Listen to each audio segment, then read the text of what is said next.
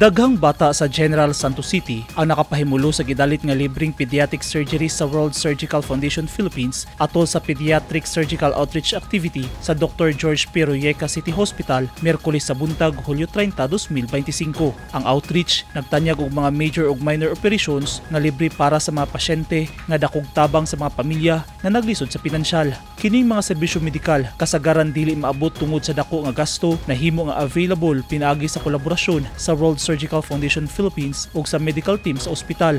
Tumong niini nga matubag ang nagkadako nga panginahanglan alang sa pediatric surgical care sa mga komunidad nga kulang sa serbisyo. Ang Dr. George P. Royeca City Hospital naghatag og mahinungdanong papel sa kalampusan sa programa. Nagtinabangay ang mga staff sa ospital ug World Surgical Foundation Philippines team sa pag-andam sa mga pasilidad, pagpangita sa mga kwalipikadong pasyente ug paghatag og importante nga suportang medikal pinaagi sa aktibidad. Ang dedikasyon sa ospital sa pagkatiman sa pasyente ug outreach sa komunidad klaro nga nagpakita sa hapsay ug epektibong pagpadagan sa misyon. Nakahatag sab kini og mas lapad nga pagtagad sa kahinungdanon sa pagpabilin nga suportado ang mga health initiatives alang sa mga marginalized nga komunidad.